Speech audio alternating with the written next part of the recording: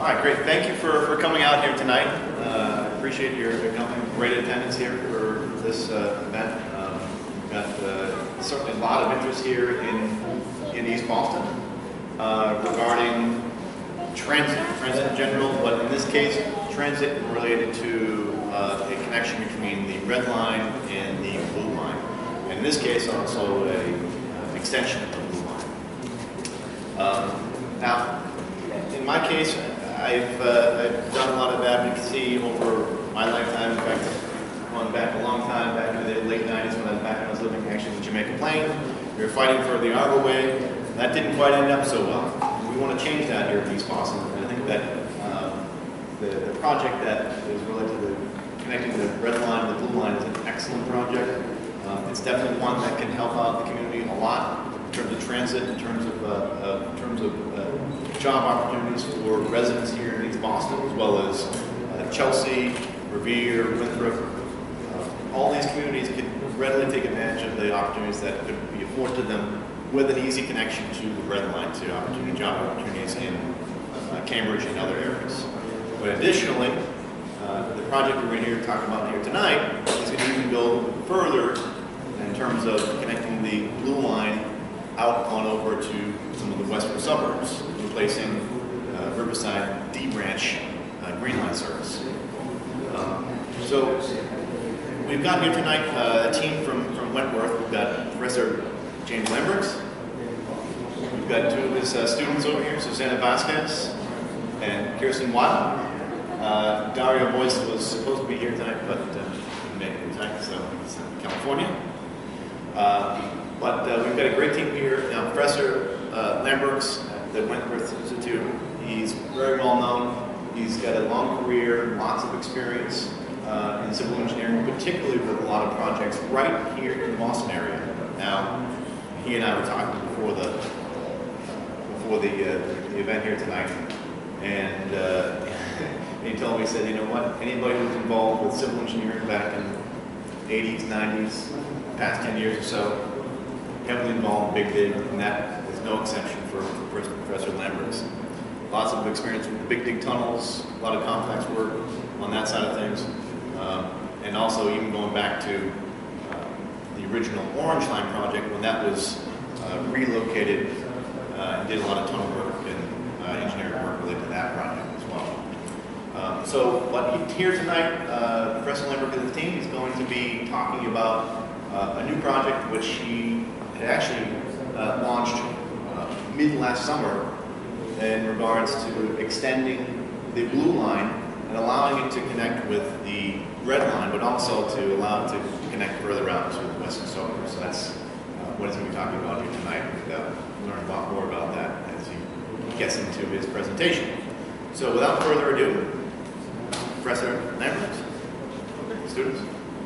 I think Professor Lambrechts is going to be actually taking kind of a side role here tonight, but the students are the ones that have to get a grade for doing this. So I'm going to let them do the talking, and I'll answer any tough questions that may come up. So, Susanna, Kiersten, I just push the buttons. You say next. And just so you know, yo soy colombiana, entonces si tienen cualquier preguntas en español, yo les puedo responder lo que quieran en español. Me pueden preguntar en español or in English, either way. All right. So first we're going to give you kind of a background as to how we came up with this idea, the blue line extension, why we're doing it that way, and why we're using the blue line. So we read the Urban Land Institute report from 2012, and there was these 5 congestion hotspots: Kendall Square, Back Bay, LMA, downtown Boston, and Seaport. And so if you look here, this is a map that shows the thickness of the line is the volume of the people in those lines. And so we looked at how many of these are on the green line. You have the Back Bay, LMA, downtown Boston, all of these are on the green line. And the green line just cannot handle the capacity that it's at.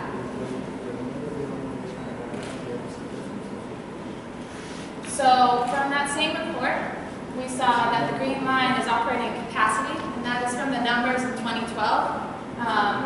So the green line was capacity in 2011, and there has been a lot of growth since then, and there is going to be a lot of continued growth. There are future developments in this area, and especially now with the Green Line extension to Somerville and Medford, that's going to add a lot of people into the Green Line. It's already at capacity. What are we going to do to fix this problem? And it's not feasible to run more trolleys. It's already they're running as many as they can. So that's not one of the solutions.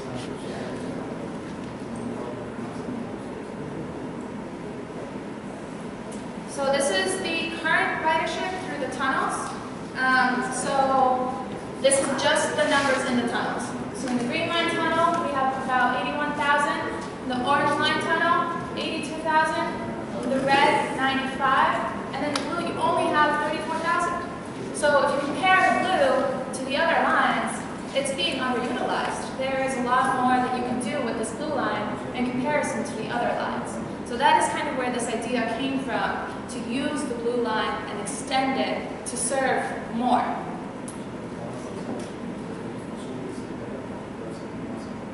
So these are the numbers that we adjusted for the Green Line extension. So from the Green Line extension, they said that they'll add 52,000 riders to the system. We counted about 30,000 of them will be added to the Green Line tunnels.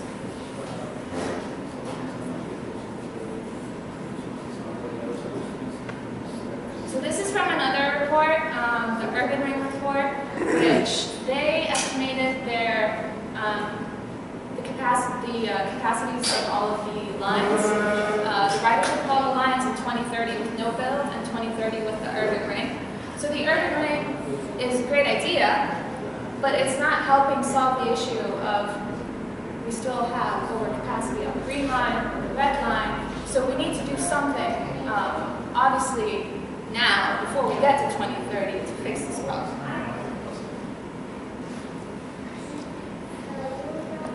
So this is the Central Core 1950s. Basically, very similar to what we have today. And it was serving a much, much smaller capacity back then.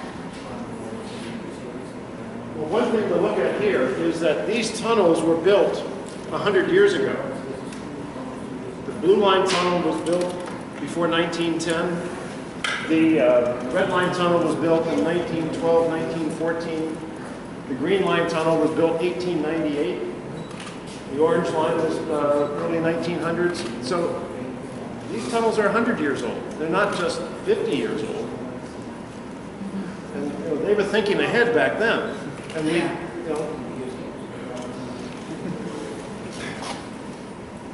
So this is downtown Boston in the 1950s. Back Bay. So this is what that picture we just showed you of the tunnels, that's what this was serving.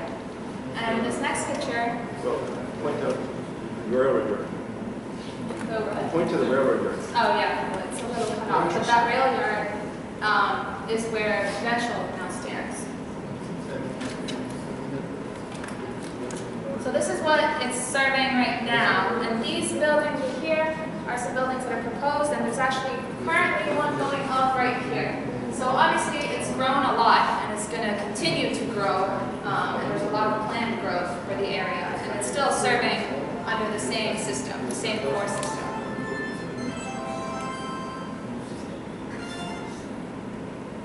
So this is what the central core looks like today. The core itself, the tunnels haven't changed, as we mentioned, but there's been a lot of additions. Things have been extended out. We've added the Silver Line in, but that's not really helping with the core issues. So this is the solution that we came up with. So take the existing blue line, take it from Government Center, cross it over to Park Street, and then take it under Newberry Street, connect it to Hines, and then replace the D line all the way out. So now the blue line will be connected to the red line, and it'll go all the way out to Riverside. So you have that connection from the west back to the east, and from the east to downtown to the red line, and all the way back out west. So this is what the tunnel alignment we have designed. We have looked into the feasibility of the geotechnical studies, and if it's possible, it is. So it'll go from Government Center to Park Street. It'll go under the Commons and the Gardens. It'll go under Newberry Street, service at Fenway. So what are the benefits of using the Blue Line? What are the benefits of this project? It'll alleviate the Green Line congestion. It will have that double capacity downtown, so now you'll have those two core lines and tunnels running downtown. You'll have true rapid transit in Fenway and Brookline, because the Green Line actually isn't considered true rapid transit when it's at street level. So here are some comparisons of the capacity of the Green Line versus the Blue Line. So the Green Line capacity running with 2 cars is 540 people, 38, at a speed of 10 miles per hour. Whereas the Blue Line, which can run with 6 cars, has 870 people per trip at 17.8 miles per hour. So obviously you can serve a lot more people a lot faster with the Blue Line than with the Green Line.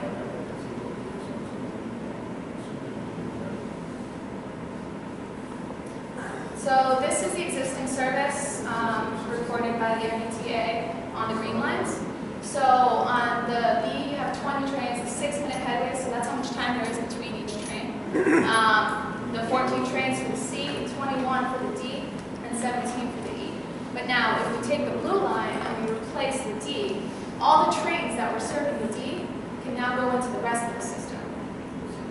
So not only are you giving this connection into the Blue Line, you are improving the entire system for the B, C, and E. And the potential improvement is up to 40%.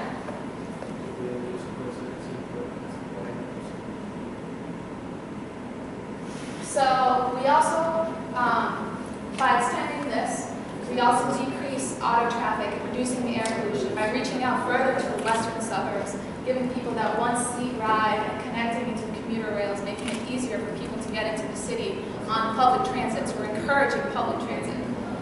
It also gives direct access to the Logan Airport for anyone that's out here.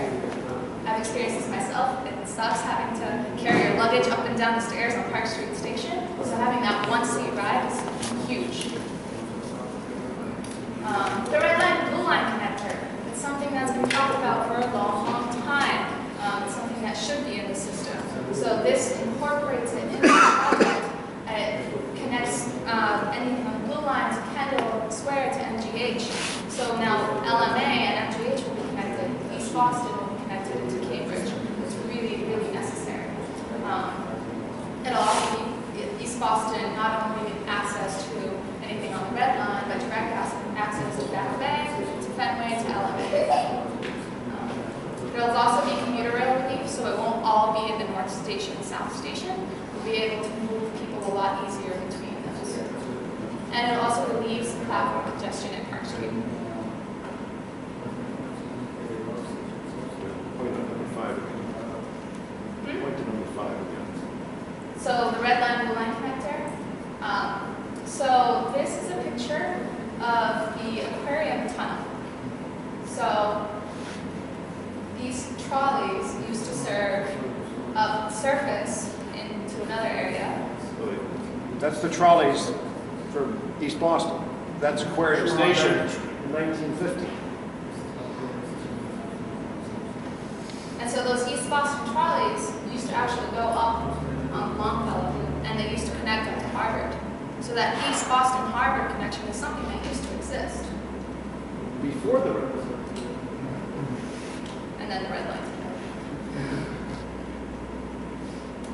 So this is how it would relieve Park Street congestion. So what we would do is have the Blue Line tunnel on the other side of the Red Line, and that way you're moving all the people that are crowded over here. Anyone that would want to be on the Blue Line would be over there. So you can get off the Red Line and go straight into the Blue Line tunnel without having to go out here into this crowded area. So it would really help the flow of the Park Street station.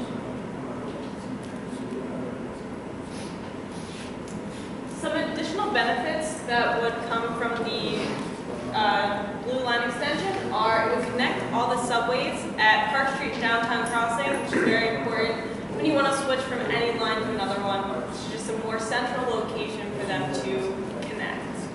There's the additional options for the Fenway Park T crowd, which everyone knows that that's a very congested area during the Red Sox games. This would be a great solution for that.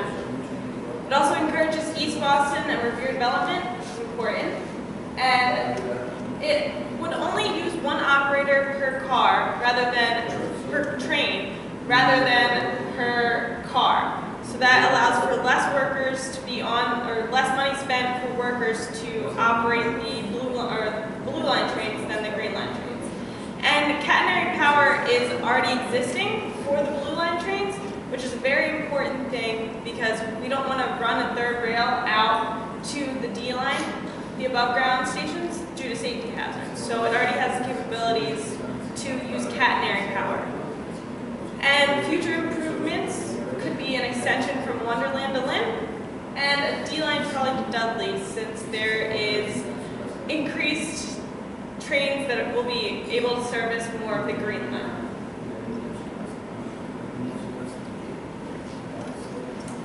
This is our alignment now, so we're going to explain a little bit more about our thinking and why we chose this alignment. It starts at Government Center, the current station, and it goes underneath 3 Center Plaza and underneath the Suffolk County Courthouse, making sure to avoid those buildings, their foundations, and any other conflicts and existing buildings in the Beacon Hill area. It goes under Beacon Hill, and it will continue to Park Street Station at the location which we just showed on the opposite side of where the Green Line trains load. And from there, it'll continue down underneath the Commons. And okay, it goes underneath the Commons and then down underneath the park and down Newbury Street tunnel. So there was a similar alignment that was thought up in 1929. This is from Government Center to Park Street Station. So this is not a new idea. It's a similar idea that we took and kind of made it our own and altered.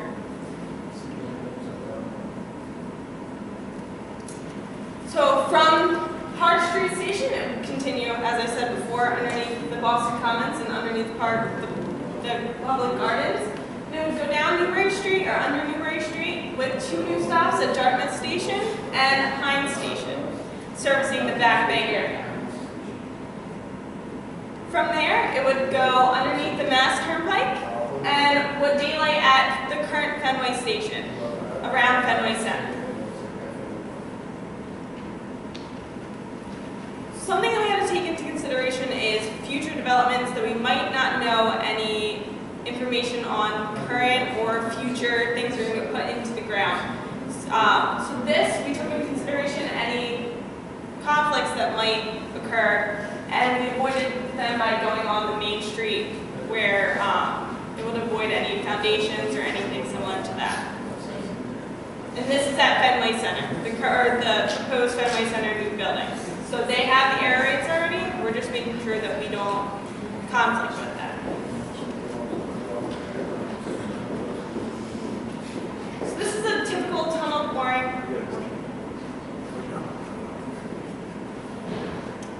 So this is a typical tunnel boring machine in Spain, and we would use a similar tunnel boring machine of this. We just wanted to show that it has been done in similar urban areas. It's not going to affect the buildings, any foundations. It won't cause settlement. It's a very utilized and tried system. How deep was the tunnel under the Newbury Street stretch?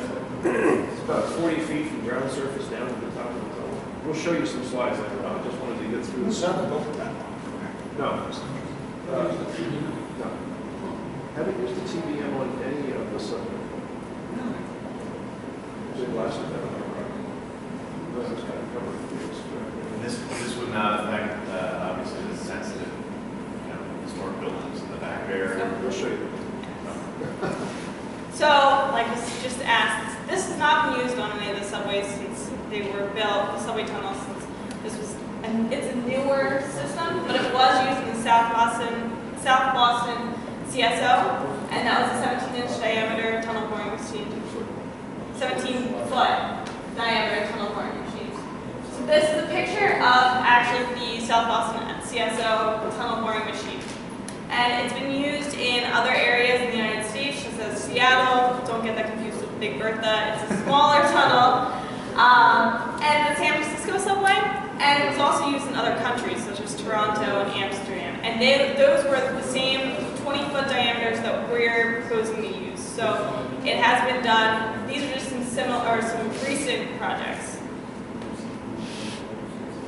So what we're thinking for staging, to make sure that we can get materials loaded and unloaded and get any of the slurry that is excavated from the tunnels out, is to stage it at the on Massachusetts Turnpike at the Mass Ave ramp right there, and then at night we would shut down the one side of the Massachusetts Turnpike to make sure we could load and unload materials.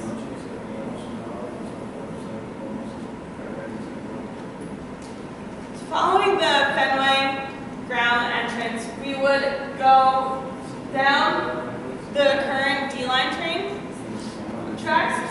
So we'd stop at all the current stations that it's servicing right now. And the problem with all the current stations is the existing conditions. They're older stations, they're wearing down, and this is a current picture of some of the situations that you might encounter on the D-line train stations that are above ground. So this is a proposed station, and we elevated the platforms to allow for the blue line trains to come in and unload and load due to their raised height compared to the green line loading. And as you can see, we just renovate them, look a lot nicer, be a lot more serviceable. And this is the entrance to the station. So we're going to do a pay-as-you-go, pay-as-you-enter the door, similar to the ones found on the blue line, on the orange line, and everything. It makes them faster, more efficient. You're not waiting for people to tap their T-cards or pay by cash to get on the train. It's more efficient loading and unloading of the trains. So here's some of the estimated construction costs. I know this is always a big thing that is of concern. So we took into consideration there's 2.64 miles of tunnels, so that's about $418 million to construct the tunnels. And we got these numbers, these prices, from local tunneling experts. So these prices are pretty accurate to current construction. There would be 3 stations that would be constructed underground, and as you can see, that's a very big cost. So it's $750 million for the underground stations, but the above ground station renovations would only cost $650 million for 13 stations. And track improvements would be needed in order to upgrade the current tracks in case there's settlement or other situations that might need to be fixed.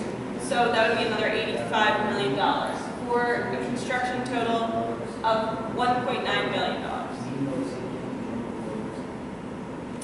And the engineering during design and construction would add another $450 million, and new blue line trains would be needed to be added into the system, having the total cost of $2.5 billion, which is not that much when you think about it in the long run, that it'll help the city and help the transportation in the area.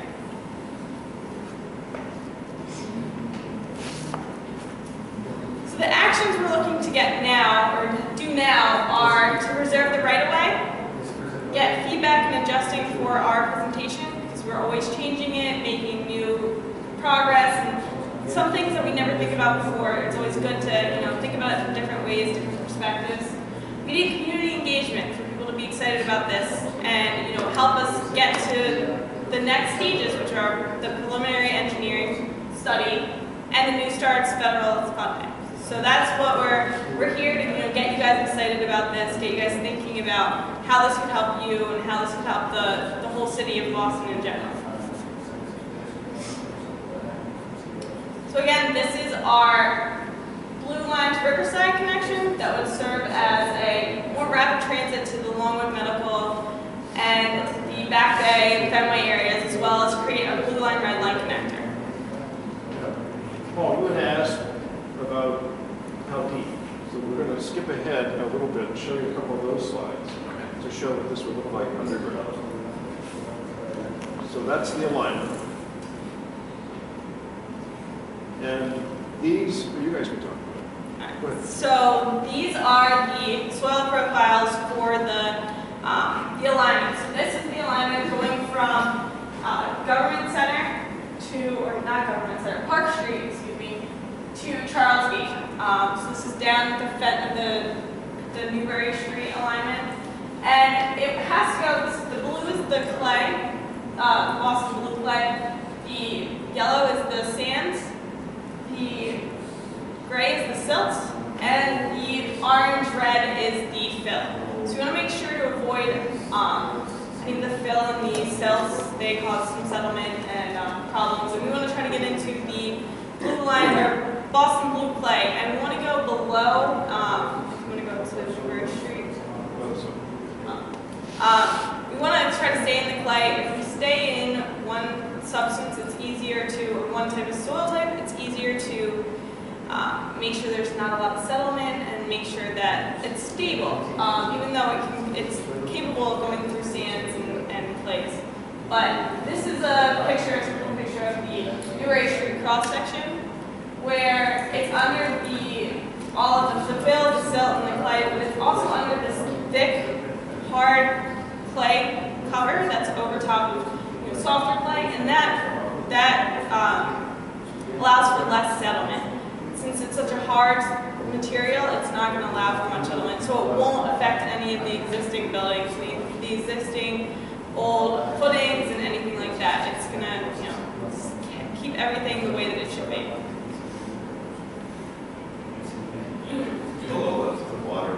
Oh yes. The water table because you're in the clay layer.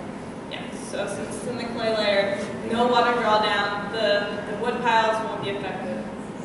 So with the tunnels 10 feet apart, there's a 20-foot diameter tunnel, 10 feet apart. When you want to do a station, you just line out into between and have a center platform.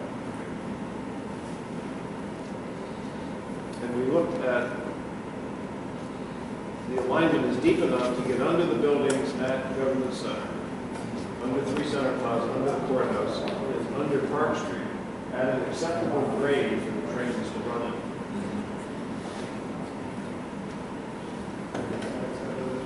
So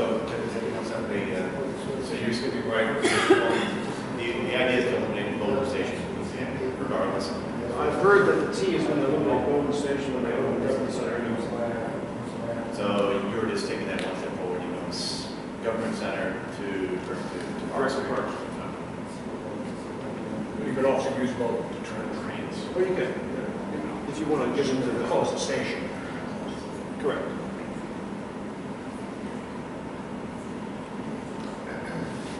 So this, a big concern of having the tunnel under Newbury Street is the noise and the effects of the vibration. So there is a track vibration isolation system that can be used. Similar systems have been used in Boston before, but this is a better, more upgraded system.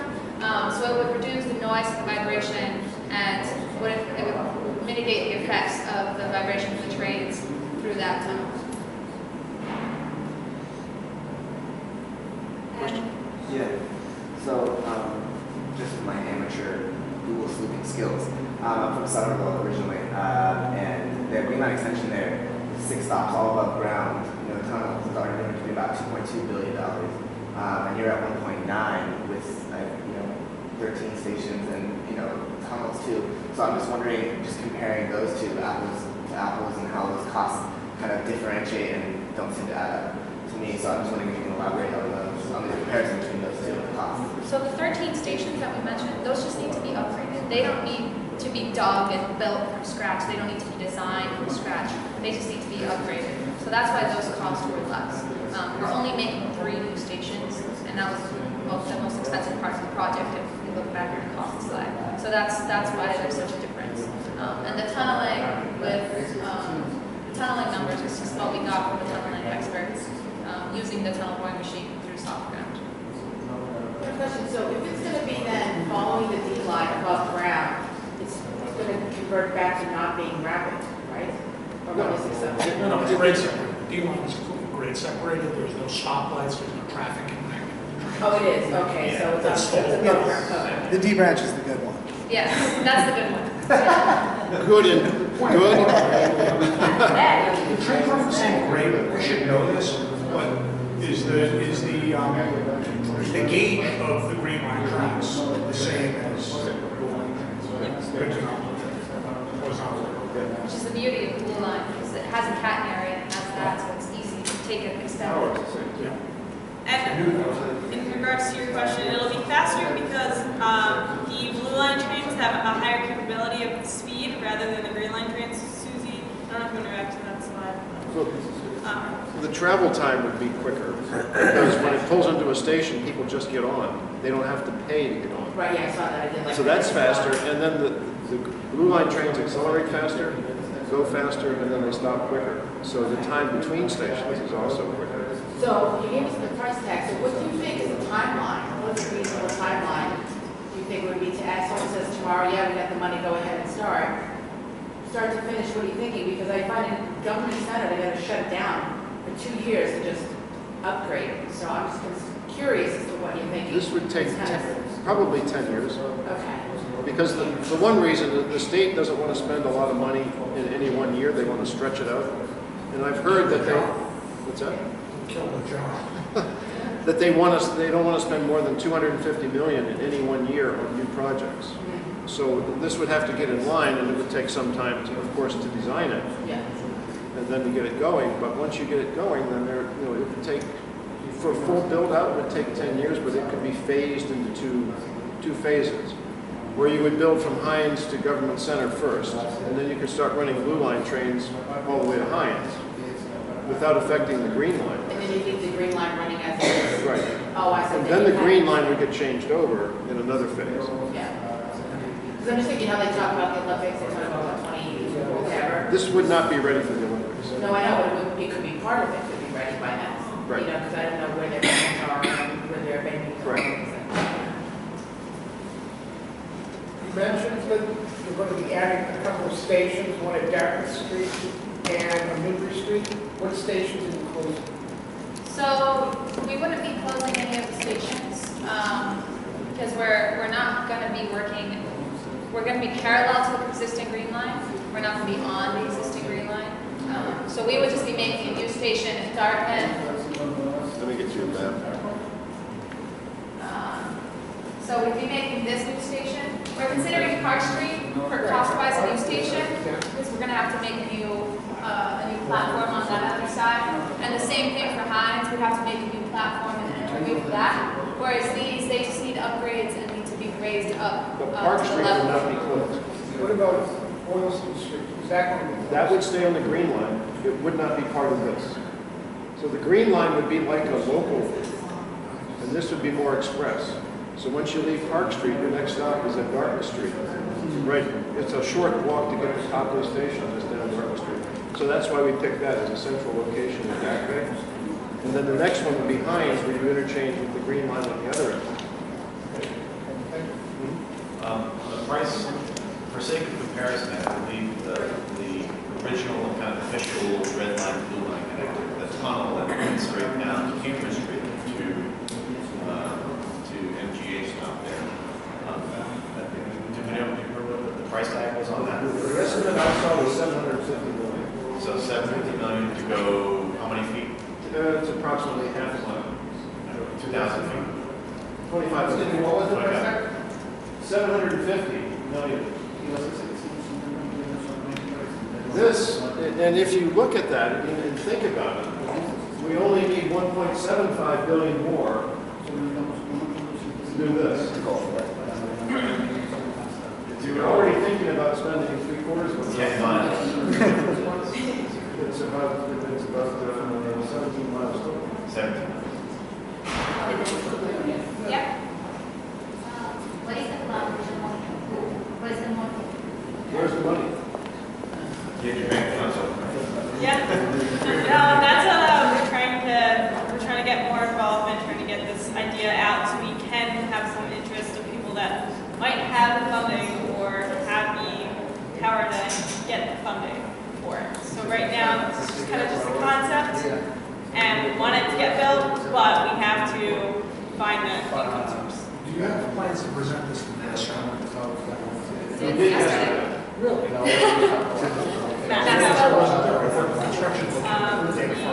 It's in the Longwood medical area. I think it's as far as I know it's the surrounding, it involves all the surrounding hospitals, schools, any sort of community involvement. So that's kind of, like a kind of central hub or central thinking idea. Yeah, that's what it is.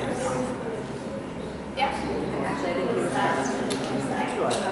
So, and I'm just playing back what I think I heard. So my understanding is that the red line, blue line connector was part of a mitigation promise from the Big Dig already 2 decades. And I don't blame you for tacking on the enhancements to the Green Line Road and in the same path, but we've been waiting 2 decades. You're describing it's going to take another decade for them to make good on this mitigation, and you're describing building from the back bay backwards and then connecting ultimately the blue, East Boston to the red line.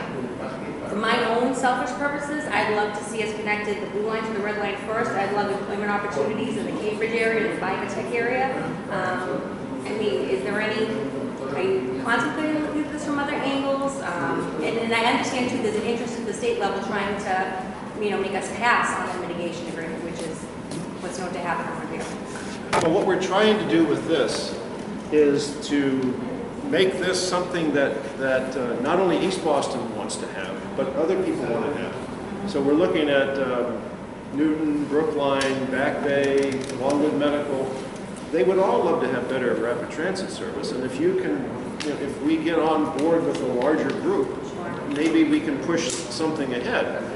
And at the same time, we're looking at this, getting rid of the D trolleys, which we had a slide that showed they could be repurposed to go to Dudley Square, which then gets you the folks in Dudley Square, Mattapan excited about it. So if you get, the only way to get the D trolley to go to Dudley Square is to relieve it someplace, because you can't add that. There's no capacity to add it to the Green Line.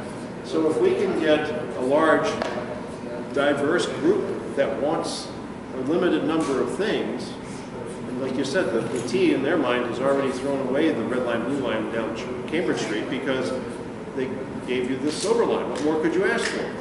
Well, they gave it to the tourists, but... So, to your point as well, the concept of connecting the blue line via Cambridge Street is dead at birth. Yeah. Because think about this. You have some of the most affluent people in the city. Do you think they're going to want to see a covered tunnel on Cambridge Street? Mike, I need to settle for connecting East Boston for Park Street before we build redundancy into the Back Bay. And you know that I spent most of my life, my education years and my daughter's education years, taking the Green Line to the Back Bay. I'm saying, East Boston has been working really hard at getting everybody else excited with airports and casinos and everything else. And I'd like to see East Boston get East Boston excited. That's just my piece. So I'm just trying to understand if that is the plan. This is a better mousetrap. From the Back Bay first, and then... Is there a way to cut the middle ground? So would there be a way to stage it and so that you could build out the Park Street, we can utilize that while the rest is being developed? That's the plan. So the Park Street comes plan first. is What you have to do with this is you got to find some place to build it from. And when you look at it, you're not going to dig an open trench down Newbury Street. That ain't going to happen. And are you going to open a hole here to dig a tunnel on Boston Common? Well, let's put it in the public garden. But no, that's not going to happen either. So we're looking at a place to start digging this. And the place that's right available is where the on-ramp from Newbury Street goes on the turnpike. And it's small, but it could be used, and you can launch the tunnel boring machines, and it's a relatively quick tunnel boring process. From here to the end, it would take less than 5 months. These things go at the rate of about 100 feet a day, particularly in the soils that we have, which are just plain easy to dig through. So you'd have to run the tunnel boring machine twice. So in a year, you'd have 2 tunnels already installed. In your ideal timeline, what would you see as the Park Street opening, the red blue connecting at Park Street, versus say the rest of what would you see the timeline of the stations opening? Well, you have to have a place to turn the trains around. So when you get to the end of the line, you've got to be able to switch over. And I think that would probably happen here. So if you start here, it's a 3-year process from here to get phase 1 done. And then you have blue line trains that would come this far and switch over and turn back here. The second phase would also come out of here and go this way. And that's probably another 2 years to get all this hooked up, and I'm particularly thinking about the D trolleys and switching all this over. So you see it as a three-stage process, kind of this first half, the second half, and then the rest of the D line? Is that how you kind of envision I it? think the rest of it would be, as they're running trains, you'd be switching this over. So the trains would continue to run. Once you get to this point with Blue Line, you've got to continue with Blue Line out to Riverside. But you could do one station at a time. They can put in temporary platforms. I've got a slide that have State Street Station that shows when they switched over from trolleys back in 1924 to high-level trains, they used 2x4s and plywood and built the platform so that you could get into the trains. Ever wonder why the ceiling is so low at State? It's because it was originally for trolleys that loaded down here, and then when they raised it up 3 feet, they lost the head. So,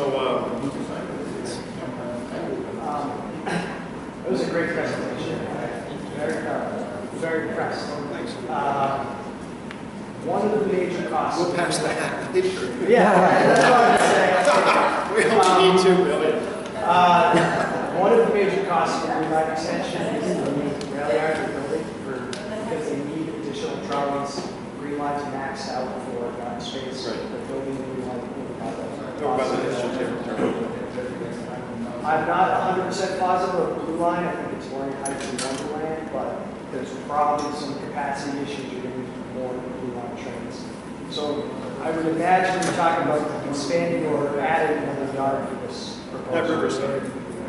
Well, that's right. You repurpose Riverside, but we need to account for that. So if you're talking about yards. Well, at Riverside, because you'd still be using overhead wires, and there's a connection between the green lines at Reservoir now, Cleveland Circle and Reservoir hooked together there. So you could still run green line trains out to Riverside and service them there, and then run them back during off-peak, during non-revenue hours. You just have a bigger yard out of Riverside to handle both green line and blue line.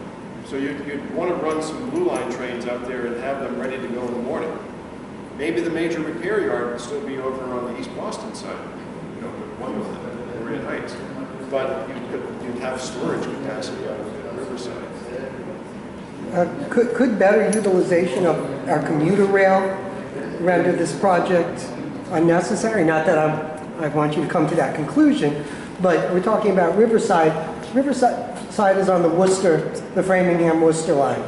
And I think with the introduction of DMUs, the smaller commuter rail style trains, that we could have a connection from Riverside, the tracks that go right next to the turnpike, all the way to South Station.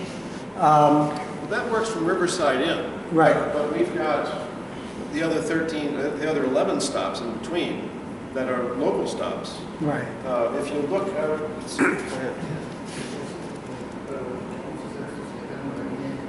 If we look at this, that's not the best.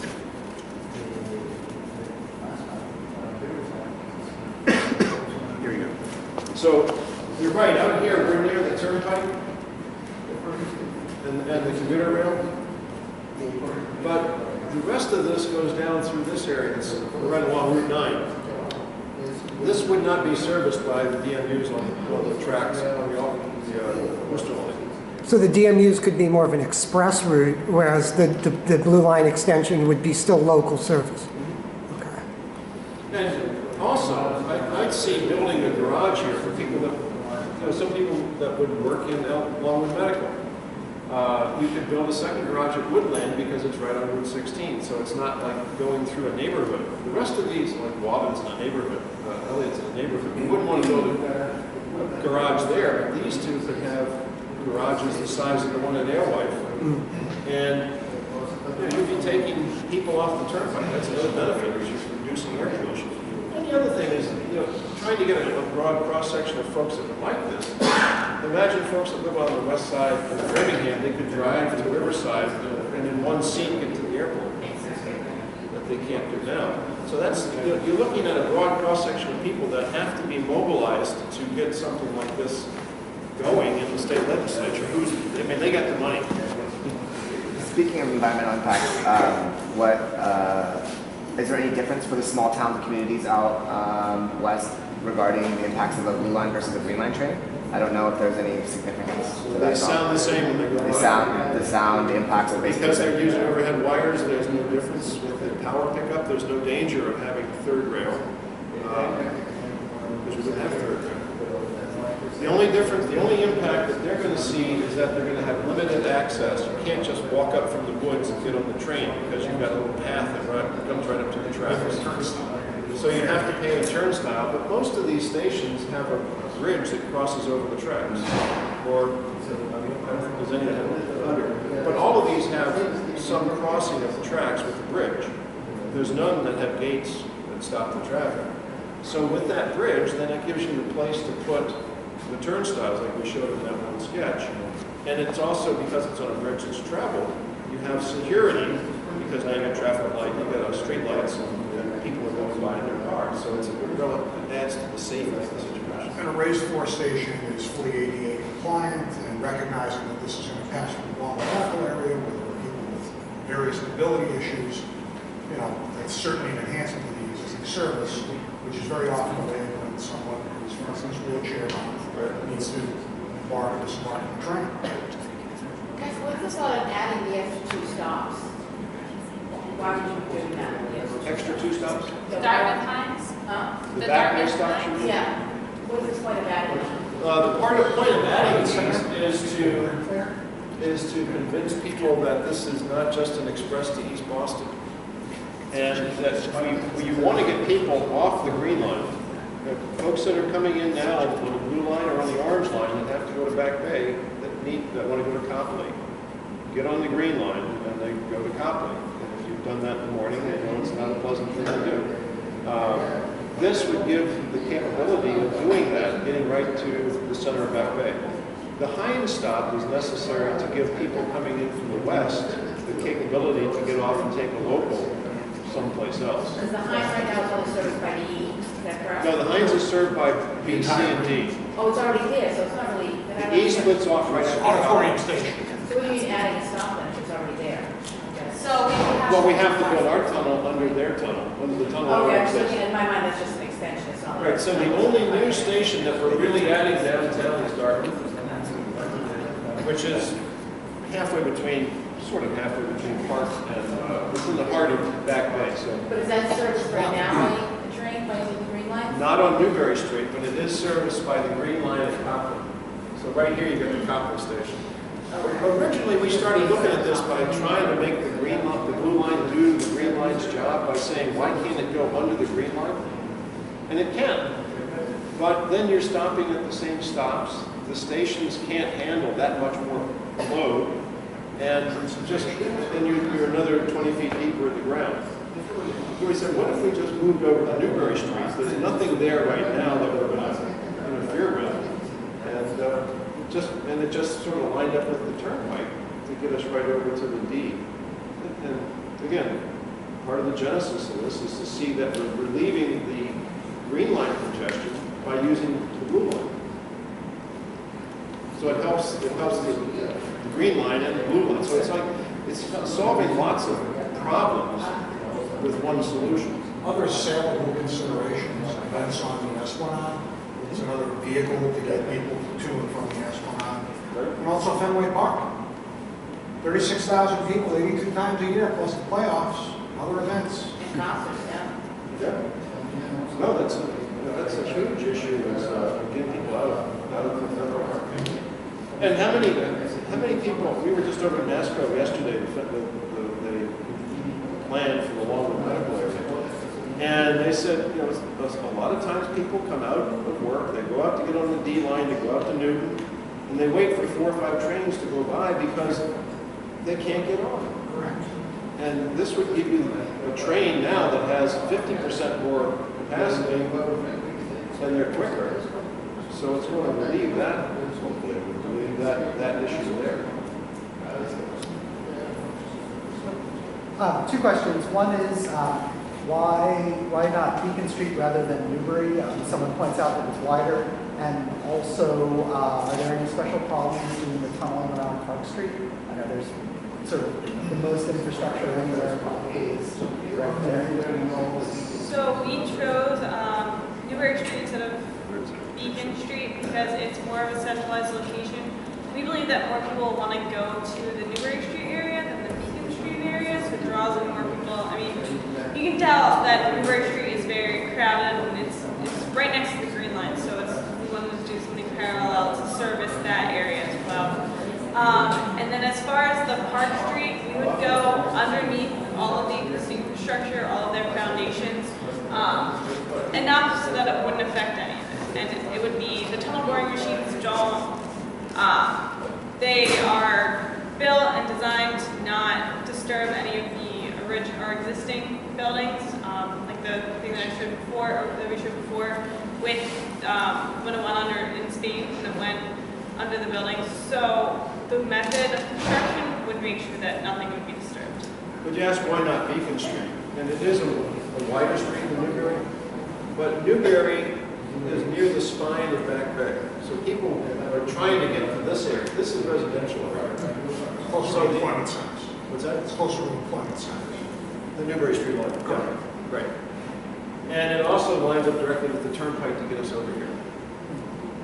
It doesn't, I mean, going down Beacon could get you to Kenmore Square, but Kenmore Square Station is kind of crowded anyway. So we're looking at something that's a little bit more direct. And so we did look at that. There had been a suggestion 50 or 60 years ago to run the Blue Line and go under the Esplanade to get it out to be, back in the history of the D branch, that was a railroad alignment. And in the 1950s, the T took over that old abandoned railroad alignment. And they said, we're going to start running trolleys, we're going to add it to the Green Line system.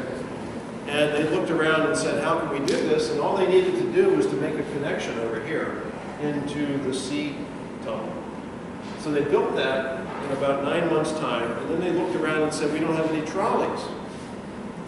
So that's when they took all the trolleys that used to run in and out of Harvard Square to Somerville and to Arlington and Cambridge, and said, okay, you guys are going to have buses because we need the trolleys to run the new D line. Can you talk a little bit more about the underground station construction, techniques, like head house locations, potentially? Well, there's only one that we need to look at, and that's Dartmouth Street, because the other ones are all contained within the existing stations. Hines and houses? Yep. Okay. The Park Street head house is pretty, stairwells and stuff. Right. Well, yeah, we're going to be at the other end of the platform, though. Let me find that here. So with we wouldn't see this needing a head house because we're under the common. This is an interchange stop between the red line and the blue line. You can now get down to the red line from ground surface. So you then come along the platform and go down here to get to the blue line. This would have elevator access from this platform down. So that would be the access of Park Street from our preliminary point of view. At Dartmouth Street,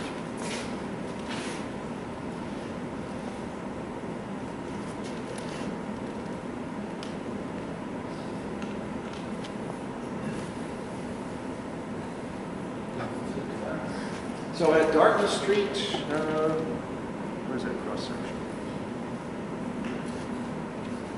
So here at Dartmouth Street, all the way from the access point up by the turnpike to Government Center, you've got two 20-foot diameter tunnels.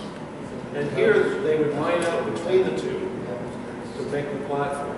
Now the head house is what's up at the ground surface. How do you get from the ground down to here? Because it's okay to get from train to train, but how do you get from the ground surface down? So here it would come down on what is the northwest corner of Dartmouth and Newbury. There's an open vacant lot. So we would see that as being the primary access to get down to a mezzanine level where you pay, like Arlington Street Station is now, and then you go down to the platform. Is there there any mitigation with the groundwater? I know that even that elevator they put in at Boylston caused all sorts of issues. And, I mean, that was minor by comparison. Yeah, of course there's going to be issues with the groundwater, and that's my middle name. 'Cause I've been working on groundwater issues since we built the tunnels through Back Bay for the Orange Line. And then I've been as a consultant to the Groundwater Trust for the last 30 years. So, yeah, that's why the tunnels are in the clay. So we're separating the main tunnels from the groundwater table that's up here in the fill, which has to be maintained over the tops of the wood piles. That's been the problem with the groundwater table. When it gets below the tops of the wood piles, then the wood starts to rot, and then you have an expensive repair for your foundation. So with the head house, you have to have an enclosure that's completely watertight, probably done with slurry walls or something similar.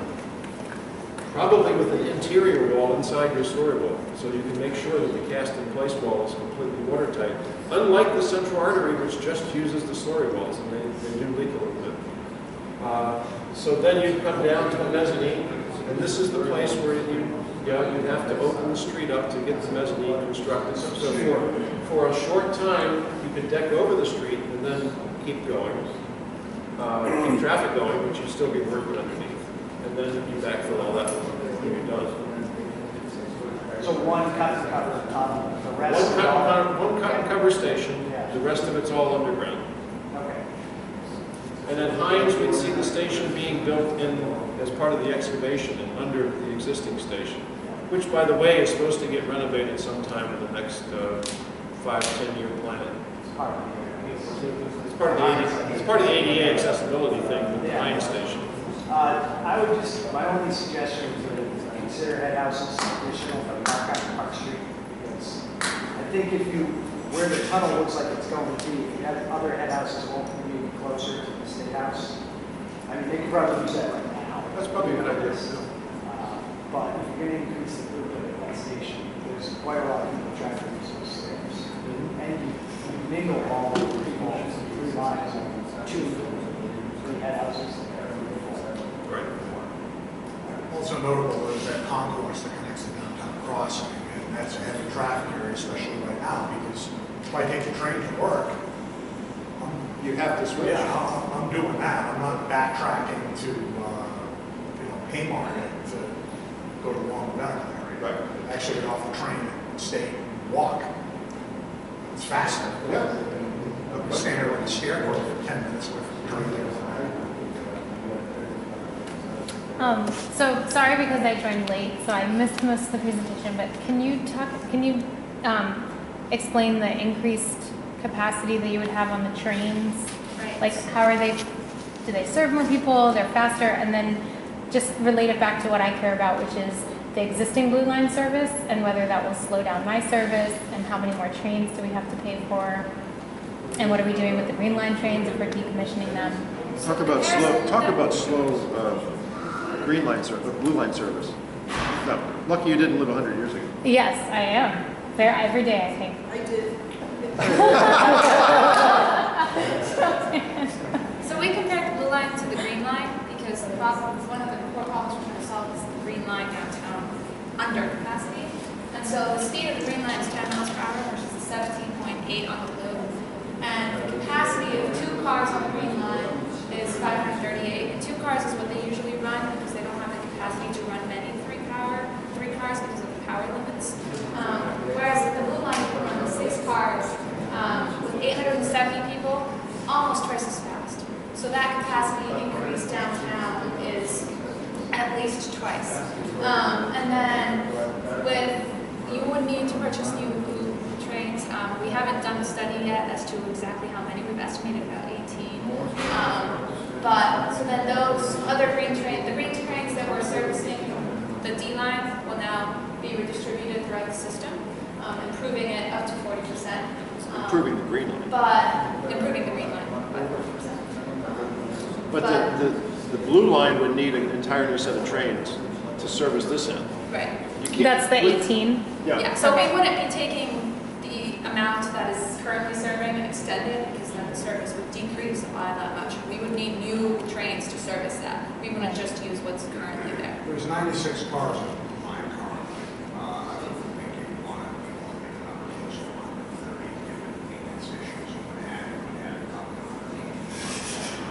Yeah, we're looking at 18 six-car trains, so that many cars are at the 18 times 6 is 100 feet. Yeah, I guess that's my only concern is just like right now, where it's sort of barely functioning on the blue line the way it is with the number of trains we have. Like it's even in the past 4 years that I've lived here, like the difference in rush hour traffic at Maverick and the number of people on the trains seems to have risen. And we're about to increase our housing stock pretty significantly along the waterfront. So there's going to be a lot of people using that Maverick station. So I would just want to make sure that there's, you know, roughly the same number of trains trying to run on a much longer track is going to work. Well, this would be the need to buy a lot more trains. Yeah. And then how they would get distributed. One of the slides have the dollar amount or something for the purchase for your additional trains. $150 million And to being clarify, used for Blue Line trains. and to clarify, that was 18 six-car trains. That wasn't just 18 single cars, it was 18 Yeah, six-car. Yes. But that's roughly equivalent to what we have running on this branch of the Blue Right, so Line, you'd be right? doubling. Yeah. At least double. We just threw it. Yeah, I guess my bottom line is just make sure that whatever we're doing, we buy the right number of trains because we don't ever seem to be able to buy any more after that. And, They throw away the plant. and I know like on the red line, like they are just totally, they need more trains on the red line. They cannot get them. They haven't gotten them. They keep building more stations on the orange line. They don't add more trains. And then I just don't want our service on this branch to suffer because now we've added miles and miles of track with the same number of trains. So right now on the blue line, how many stops are there in comparison to how many you want to have? Because if it's more than double, you want to double the amount of trains, or double the amount of trains, right? Correct. So how many, do you know, like, so how many are there now for the blue line, 96, is that right? That's what we just said. There are 96 cars, 96 cars. and I'm guessing that they're probably running 80% of those cars on a given day. Right. Others will be maintained. So how many were you saying to add for that 150, is how many cars? 18 times 18 6. times 6. So So- 18 groups of 6. Of course, so that's That's like 3 100%. train sets. So that's two more than the current. If there is 96, there's 16 cars, or 16 trains currently servicing Cars. the blue line, whether they're running or not. So we would actually, our estimate adds 2 more of those, so it's a little bit above capacity, or a little bit above over More than what double. it, yeah. A little But bit how more. many stops would you be adding compared to how many stops we have now? Is it, how much more than double would it be? You know what I'm saying? It's Yeah. It would be 14 additional stops. And how many do we have right now? 11 stops on the green line, on the V line, plus 3 additional. No, for blue, right now, how many do we have?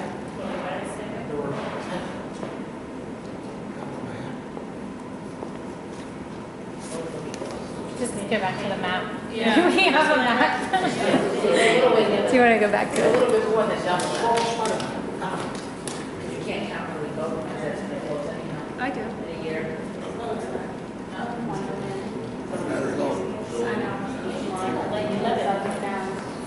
Well, if you count both. So that would be adding 16 stops. So we would probably need to add more, but like you said before, we haven't done that study. So obviously that's something we need to do. That was just a rough estimate. We haven't done the full study for that number Because you yet. can discount both, it's gonna be close to the Right. year anyway, so that's just, let's take that out. Huh? Right, that's what they just said, they're taking about 16, so we need more than double the amount of cars. Just curious. No?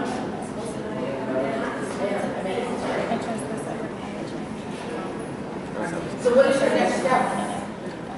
This is our next step, going around to different community groups and trying to get some interest and support for this idea so that we can take it the next step to the state legislature and to the Boston City Planning Group. I mean, they're planning this in Boston 2030 now.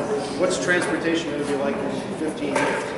You know, they've got to take the long view on things. So one of the next steps is to go to the city and say, here's an idea that you ought to be cranking into the thinking process.